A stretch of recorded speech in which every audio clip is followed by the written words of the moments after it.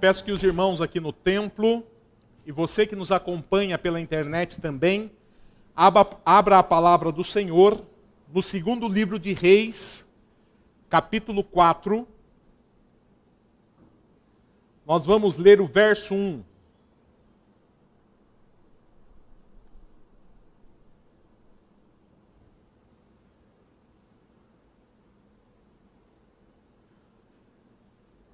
Segundo livro de Reis, capítulo 4, verso 1. E eu peço a gentileza para os irmãos aqui no templo, para você que nos acompanha pela internet também, a manter esse texto aberto enquanto há exposição da palavra do Senhor. A palavra de Deus diz assim: certa mulher, das mulheres dos discípulos dos profetas, chamou a Eliseu dizendo: meu marido, teu servo, morreu, e tu sabes que ele temia ao Senhor. É chegado o credor para levar os meus 2 filhos para lhe serem escravos. Até aqui. Pai Santo, como é bom, ó Deus, vivermos em um país livre, onde nós podemos, ó Pai, adorá-lo no momento que quisermos, da maneira que quisermos, ó Deus, porque temos livre acesso, ó Pai, às Escrituras Sagradas, podemos nos reunir, ó Pai, quando quisermos para adorar ao Senhor. Como é gostoso, ó Pai. Nós te louvamos pela Tua palavra também, ó Deus. Palavra que edifica, palavra que exorta, palavra que ensina, palavra que nos alimenta espiritualmente.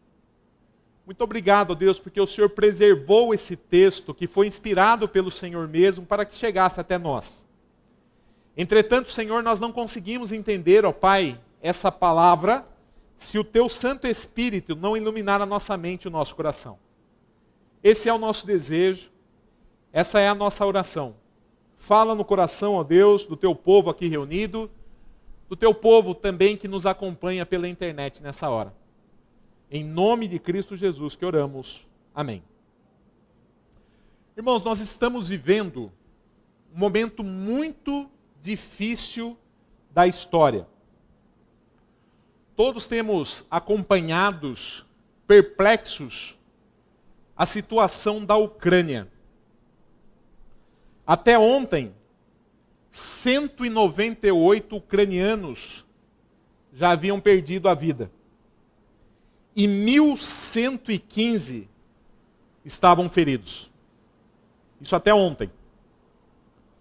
A situação na Ucrânia, irmãos, é muito triste. A situação na Ucrânia é desesperadora. E a guerra na Ucrânia não traz problemas apenas entre ucranianos e russos.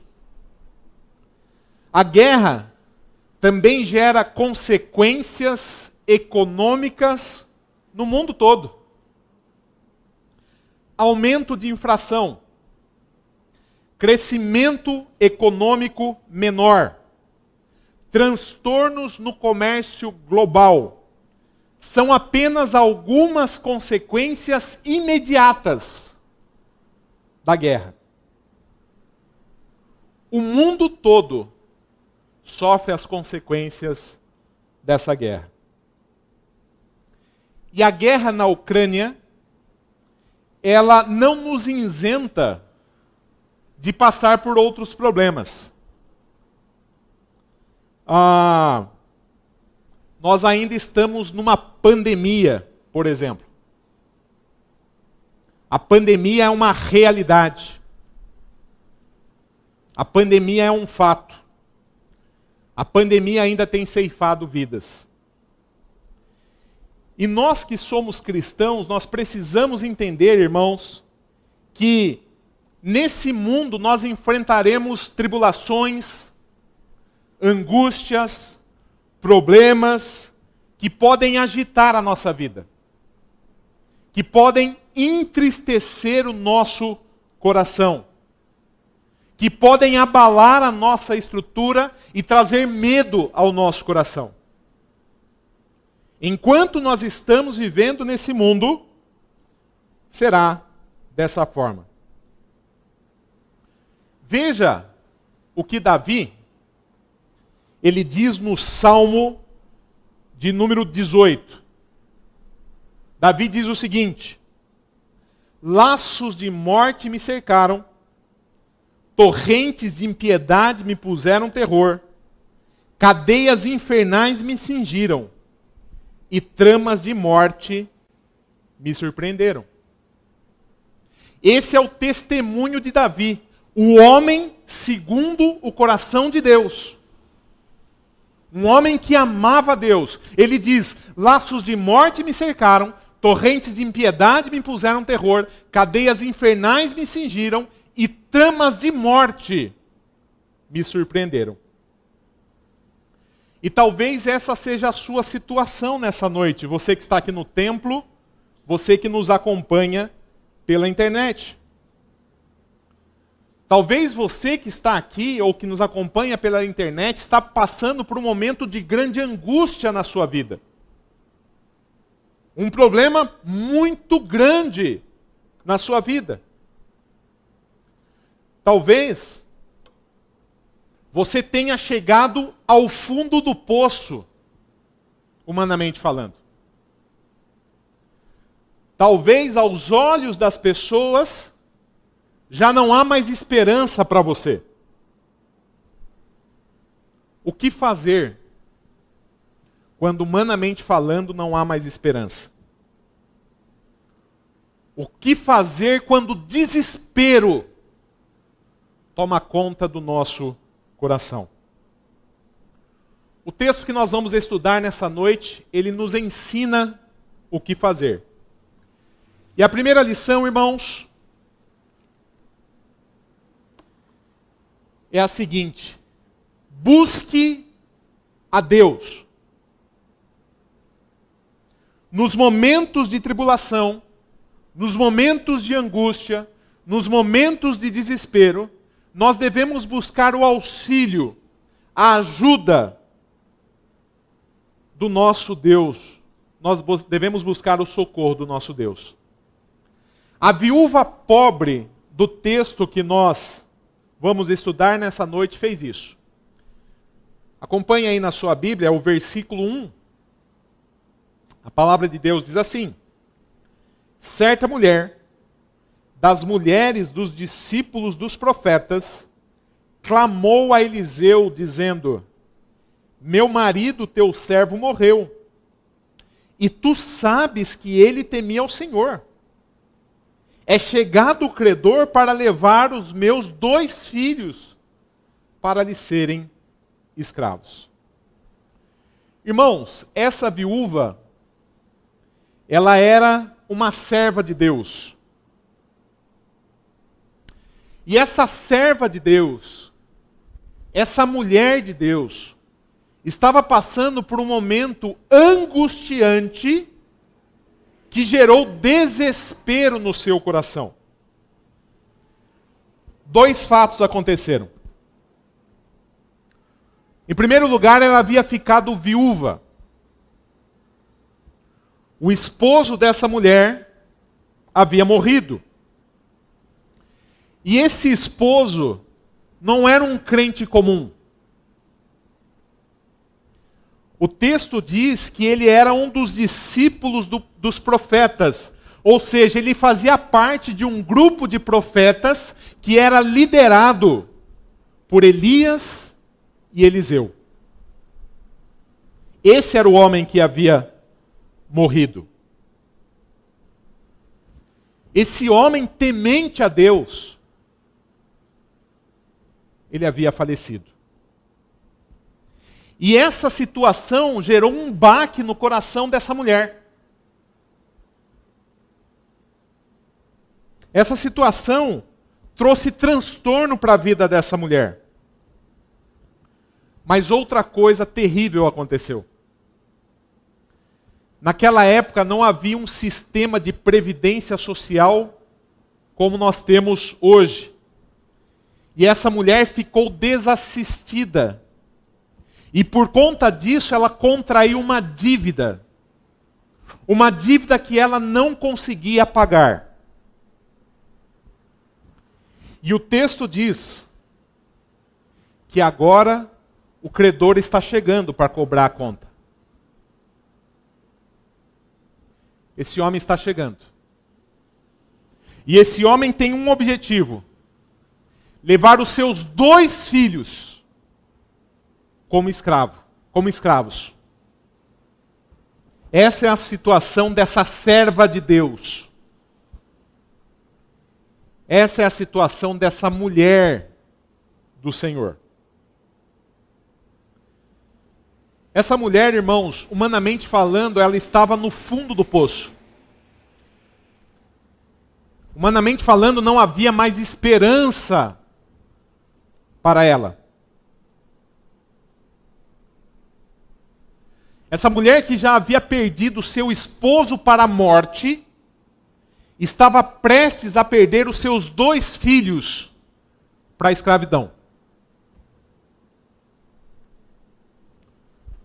E eu já quero chamar a sua atenção para um fato.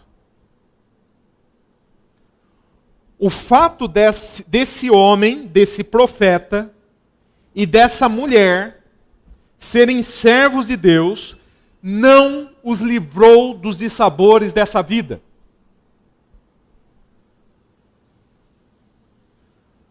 Todas as pessoas, inclusive nós cristãos, enfrentamos aflições enquanto nós estamos nesse mundo. Todos nós. Nós passamos por aflições diferentes, mas todos nós enfrentamos aflições. O próprio Senhor Jesus Cristo diz em João, capítulo 16, versículo 33, como está ali no telão: no mundo passais por aflições. Quem está afirmando isso não é o reverendo Paulo, o pastor Juliano. Quem está afirmando isso é o Deus encarnado. No mundo, eu e vocês que nos acompanham pela internet, todos nós enfrentaremos aflições. Não tem jeito.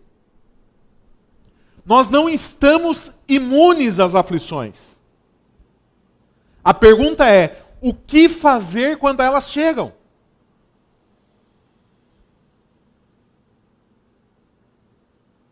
Quando a aflição chega, quando a angústia que nos leva ao desespero chega, qual deve ser o nosso comportamento?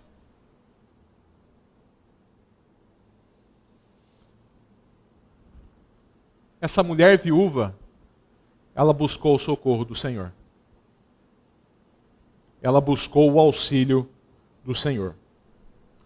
O texto diz que ela contou a sua situação a Eliseu, que era um profeta, que era o representante de Deus aqui na terra. Ela relata a sua situação a essa mulher, a esse homem, a esse profeta. Ela faz como Davi. Lembram da situação de Davi?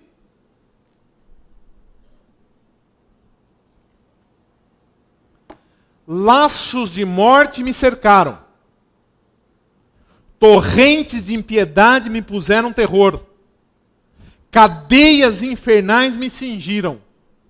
E tramas de morte me surpreenderam. Essa era a situação do homem segundo o coração de Deus. E o que ele faz? Verso 6.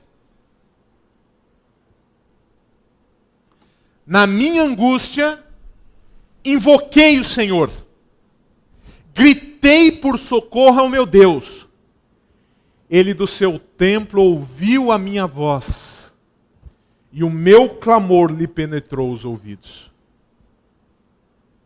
O Deus Todo-Poderoso, o Criador dos céus e da terra, o Criador do universo, aquele que se assenta num alto e sublime trono, aquele que é santo, santo, santo, ele ouve o clamor do seu povo.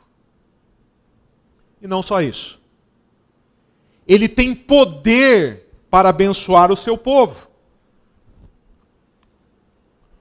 Salmo 18, versículo 16 e 18, nós temos o resultado desse clamor de Davi. O texto diz: do alto me estendeu ele a mão e me tomou. tirou-me das muitas águas. E eu gosto dessa figura, né? Tem certas situações que nós enfrentamos que parece que a água vai subindo, vai subindo, vai subindo, e a gente vai falecer. E nesse momento nós temos que clamar como fez Davi. E olha a resposta do Senhor. Do alto me estendeu ele a mão e me tomou, tirou-me das muitas águas. Livrou-me de forte inimigo e dos que me aborreciam, pois eram mais poderosos do que eu. Veja, os inimigos eram mais poderosos do que ele. Assaltaram-me no dia da minha calamidade, mas o Senhor me serviu de amparo.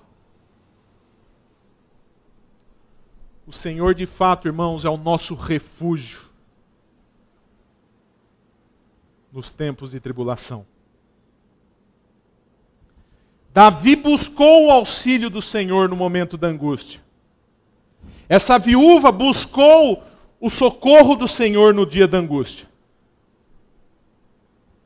Muitos irmãos nossos na Ucrânia estão clamando o socorro de Deus nesse momento de angústia. Nós estamos vendo aí pelos vídeos. Comunidades e comunidades de joelho clamando ao Senhor, buscando o socorro do Senhor. E a minha pergunta para você que está aqui no templo e para você que me ouve pela internet, você tem buscado o socorro do Senhor?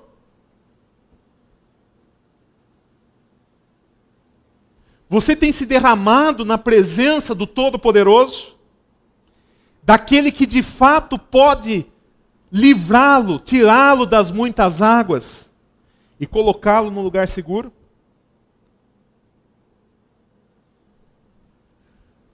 Qual é a grande aflição que você trouxe no seu coração aqui nessa noite?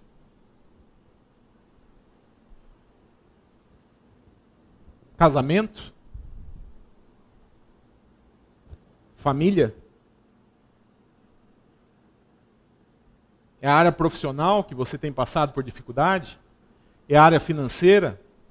É a saúde física, a saúde emocional? Qual área tem gerado angústia no seu coração e, consequentemente, desespero? Você já apresentou essa causa ao Senhor, como fez a viúva? A palavra de Deus, irmãos, é muito clara no Salmo 50, versículo 15, e é o Todo-Poderoso quem fala isso: invoca-me no dia da angústia. É o Deus Todo-Poderoso quem está falando, invoca-me. E ele faz uma promessa: eu te livrarei. E tu me glorificarás. Essa mulher clamou ao Senhor. O versículo 2, acompanhe na sua Bíblia, diz o seguinte: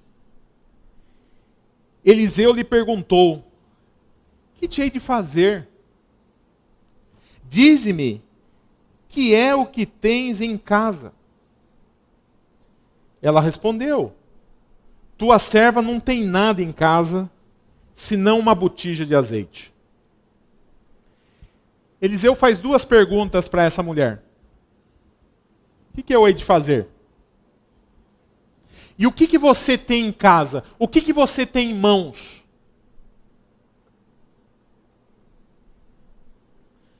Muitas vezes, irmãos, Deus parte daquilo que nós temos em mãos para fazer o sobrenatural. O que Moisés tinha em mãos? Um cajado. E com aquele cajado, o povo de Deus foi liberto do Egito. Pedro e seus amigos tinham rede e fé. Olha só o que diz Lucas, capítulo 5, verso 4 a 6. Disse, referindo-se aqui a Jesus, a Simão: lançai as vossas redes para pescar. Respondeu-lhe Simão: Mestre, havendo trabalhado toda a noite, nada apanhamos. Mas preste atenção, mas sobre a tua palavra, lançarei as redes. Eu sou um pescador experiente. Eu passei a noite inteira pescando. E o que o senhor está falando não faz sentido para mim. Porque eu já passei a noite inteira, eu sou experiente nisso. Mas é sobre a sua palavra, Senhor, que eu vou lançar as minhas redes. Não faz sentido para mim, mas é na tua palavra que eu vou lançar as redes. Isto fazendo,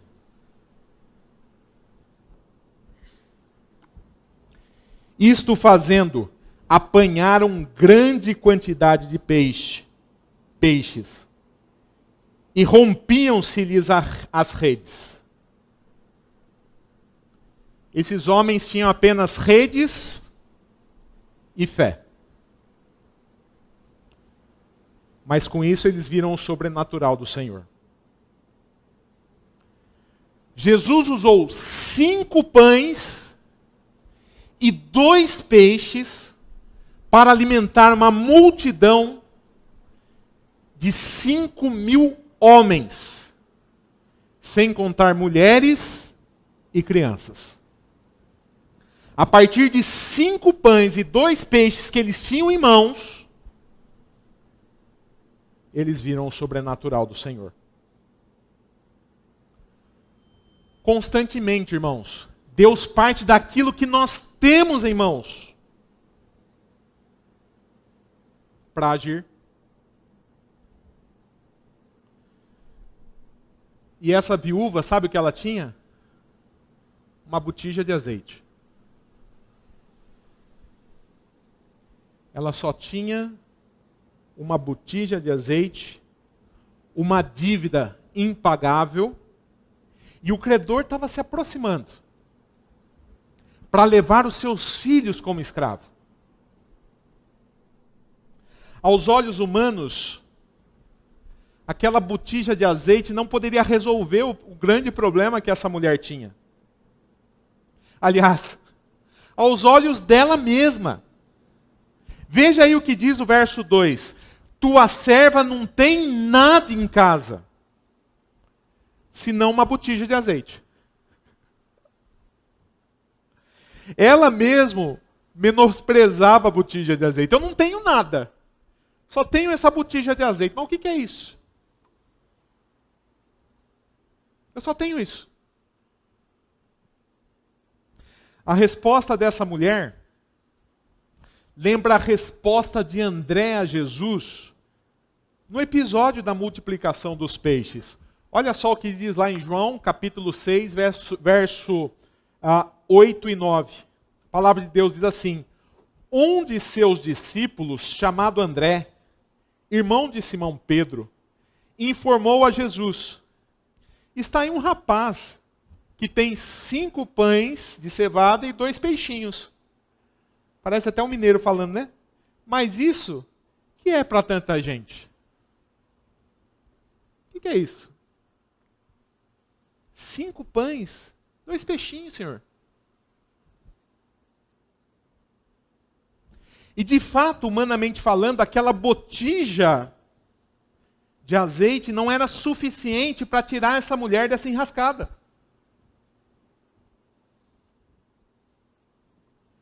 Mas o pouquinho nas mãos de Deus, ele pode ser multiplicado.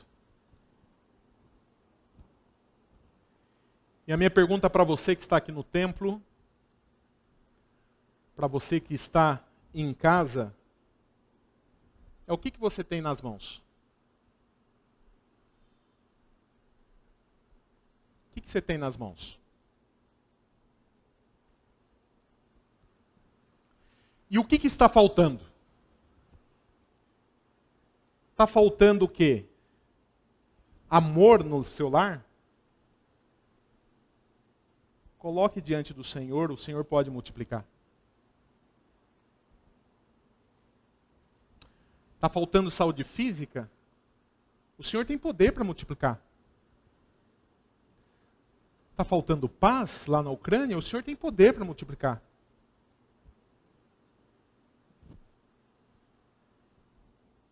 O pouco nas mãos do Senhor, Deus pode multiplicar.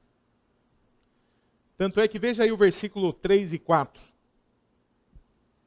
O texto diz assim: então disse ele, vai, pede emprestadas vasilhas a todos os teus vizinhos. Vasilhas vazias. Preste atenção nesse detalhe. Cheias não servia. Eu quero que você pegue vasilhas vazias, não poucas. Então entra e fecha a porta sobre ti e sobre teus filhos e deita o teu azeite em todas aquelas vasilhas. Põe a parte a que estiver cheia. Aqui Eliseu, o profeta do Senhor, ele dá uma ordem absurda para essa senhora. Não fazia nenhum sentido a ordem que Eliseu deu a essa viúva. Ele fala o seguinte: vá a todos os vizinhos. Todos os vizinhos. Não deixe ninguém de fora. Empresta vasilhas vazias. Cheias não interessa. Eu quero vazias. Né? Olha o detalhe do final do versículo 3. Não poucas. Muitas, eu quero muitas. Sabe por quê? O milagre vai ser proporcional à quantidade de vasilhas vazias que você trouxer. Quanto mais vasilhas, mais milagre. Entra na tua casa com os teus filhos. Não é? Para que ninguém atrapalhasse esse momento. E coloca o seu azeite nas vasilhas. Separa que estão cheias. Como eu disse, irmãos, o pedido de Eliseu aqui não fazia sentido algum. É impossível encher muitas vasilhas vazias com uma botija de azeite. Isso não acontece naturalmente. Isso não fazia sentido nenhum, era uma loucura, humanamente falando. Mas o milagre, irmãos, ele não faz sentido. O milagre é o acontecimento do sobrenatural. Ele vai além do natural. O natural é que não dê para encher muitas vasilhas. O natural é que com um cajado você não consiga libertar um povo. O natural é que com 5 pães e 2 peixes você não alimente uma multidão de 5.000 homens, sem contar mulheres e crianças.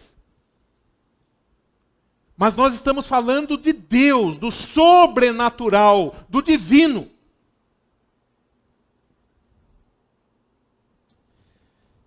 Ele dá essa ordem, absurdo humanamente falando, e essa mulher obedece exatamente aquilo que o profeta mandou. E daqui nós tiramos a nossa segunda lição.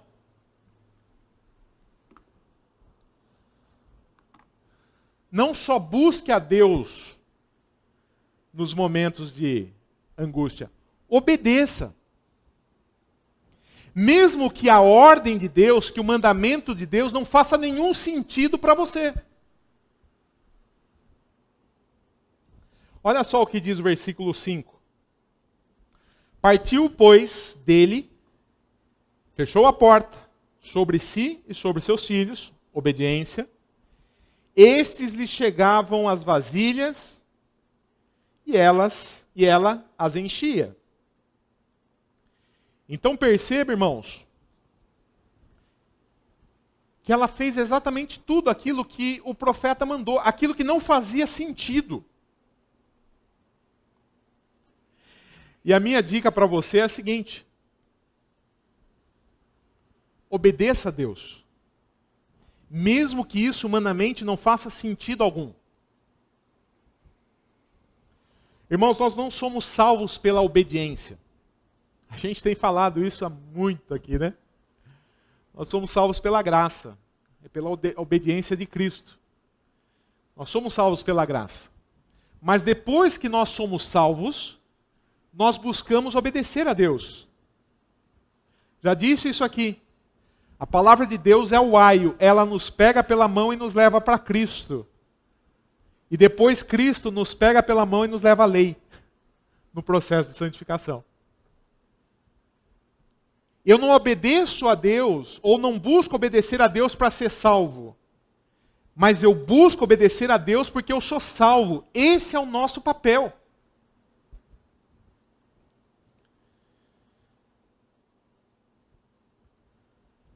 Se eu entendi o Evangelho, se a graça de Deus de fato é verdadeira na minha vida, eu vou buscar obedecer a Deus. E Deus mandou que essa mulher fizesse coisas absurdas, e Ele manda que eu e você também façamos coisas absurdas. Por exemplo, amar o inimigo. Faz sentido para você? Perdoar o teu irmão. Isso é natural para você? Você se sente super feliz de perdoar o seu irmão? Ou é uma luta?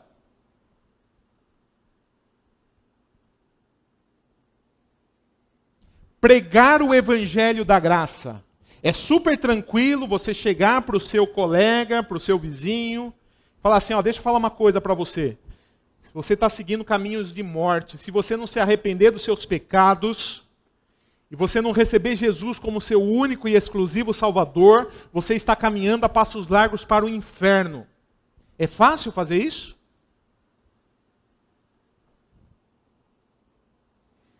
Ser fiel nos dízimos e ofertas, mesmo em tempos difíceis. É fácil fazer isso? Faz sentido fazer isso?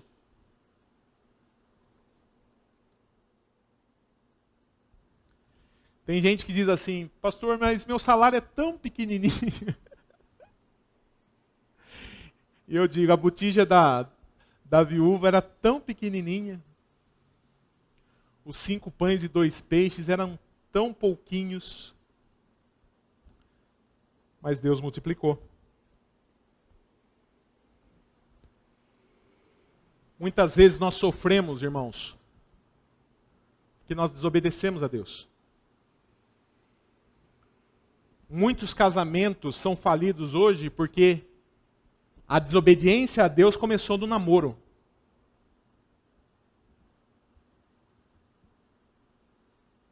E a pessoa sofre pro resto da vida. Pecou lá atrás. Desobedeceu a Deus. Deus é claro. Mas eu não me preocupo com Deus. Eu tiro o D, tiro o S e me preocupo com eu. Eu quero. Não importa o que Deus quer. Não importa o que Deus determina. Eu quero. Eu vou me separar. Eu não amo mais. E Deus nessa história? Percebe, irmãos? Percebem? Essa mulher obedeceu a Deus e experimentou o sobrenatural do Senhor. O verso 6 diz assim: cheias as vasilhas, disse ela a um dos filhos, chega-me aqui mais uma vasilha. Mas ele respondeu, não há mais vasilha nenhuma. E o azeite parou. O milagre foi proporcional à quantidade de vasilhas. A quantidade da fé dessa mulher. O verso 7 diz assim: então foi ela e fez saber ao homem de Deus. ele disse: vai, vende o azeite e paga a sua dívida, e tu e teus filhos vivei do resto. Então Eliseu disse a ela: mulher, vai, paga a dívida que você não conseguia pagar e viva com o resto. Os filhos dessa mulher, irmãos, estavam condenados à escravidão. Mas eles foram libertos porque a dívida foi paga. E esse milagre da multiplicação do azeite e da botija, ele aponta para um outro milagre muito maior. O milagre da graça de Deus. O milagre da graça redentora do nosso Senhor. Você e eu estávamos condenados nos nossos delitos e pecados. Você e eu tínhamos uma dívida impagável, como nós vamos estudar no domingo que vem. Mas Deus, por misericórdia e graça, Ele envia o seu Filho, o seu único Filho, o Senhor Jesus Cristo, para pagar o preço pelos nossos pecados. E a minha dívida e a sua dívida, que nos levaria à condenação eterna, à condenação espiritual, assim como a dívida desses meninos levaria eles à condenação física, a viver escravos, por meio do sacrifício de Jesus, a nossa dívida foi paga. E assim como eles foram libertos fisicamente, nós somos libertos espiritualmente pelo sangue do Cordeiro. A palavra de Deus diz assim, Colossenses capítulo 2, versículo 13 e 14. E a vós outros, que estáveis mortos pelas vossas transgressões, e pela incircuncisão da vossa carne, vos deu vida juntamente com Ele, perdoando todos os nossos delitos. Perdoando todos os nossos delitos. Perdoando todos, absolutamente todos os nossos delitos. Tendo cancelado, veja só, tendo cancelado o escrito de dívida que era contra nós, e que constava de ordenanças, a qual nos era prejudicial, removeu inteiramente, encravando-o na cruz. Tetelestai, está pago. Está pago, já não há mais dívida. A nossa dívida foi paga pelo sangue do Cordeiro, pelo sacrifício do Cordeiro, por toda a obra do Filho de Deus.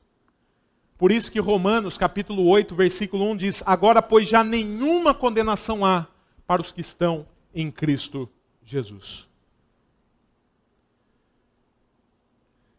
Esse texto, irmãos, ele é maravilhoso.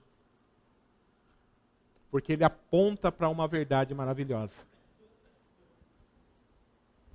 Nós somos livres da escravidão, da morte eterna pelo Cordeiro. E o que nós podemos aprender com esse texto? Não só a respeito das coisas lá da frente, mas das coisas do dia a dia. Busque ao Senhor nos momentos de tribulação terrena.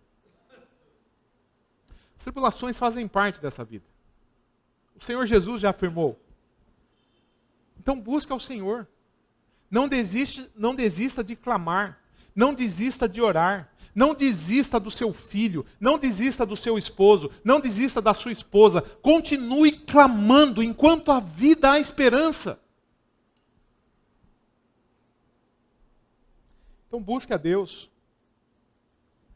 Busque a graça também de obedecer a Deus naquilo que Ele requer de nós. Busque entender a palavra de Deus. Qual é a vontade de Deus para o meu casamento? Qual é a vontade de Deus no meu relacionamento com meu filho? Qual é a vontade de Deus no meu relacionamento com a igreja? Qual é a vontade do Senhor? E acima de tudo, irmãos, tenham um coração grato ao Senhor. Nós estamos condenados, mortos. Por meio do sacrifício de Jesus, nós temos a vida eterna.